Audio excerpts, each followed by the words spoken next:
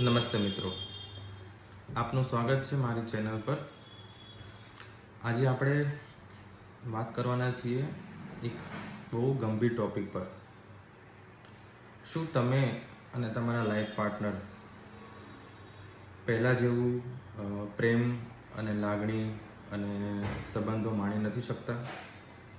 શું તમને એવું લાગે છે કે તમારા અને તમારા લાઈફ પાર્ટનર વચ્ચે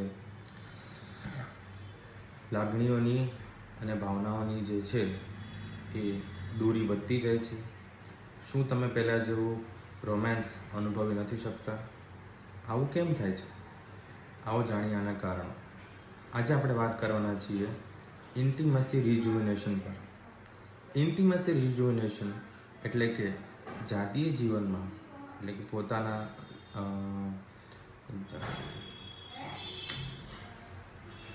એટલે કે સેક્સ લાઈફની અંદર જોવા મળતી દૂરી.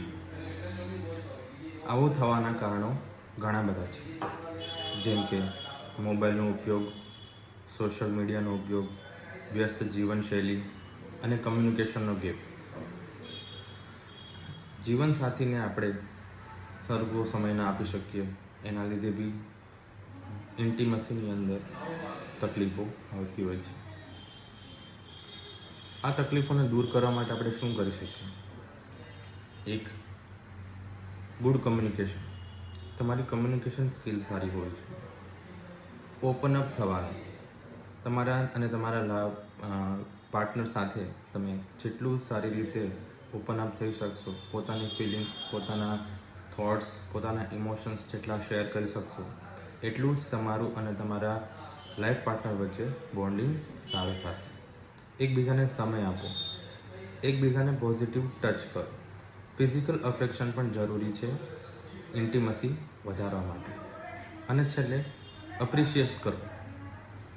તમે જે ભાવનાઓ અને તમે જે થોટ્સ તમારા લાઈફ પાર્ટનરને શેર કરેલા છે અને એણે પોતાના થોટ્સ અને ઇમોશન્સ તમારી સાથે શેર કરેલા છે, એ બાબત માટે થેન્ક યુ કહો, એને અપ્રિશિએટ કરો.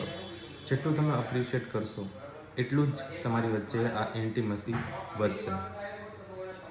જો તમને મારી આ વાત પર અથવા તો તમને મારા સજેશન્સ ગમ્યા હોય, પ્લીઝ કમેન્ટની અંદર તમારા પણ ઇનપુટ્સ આપજો. Thank you.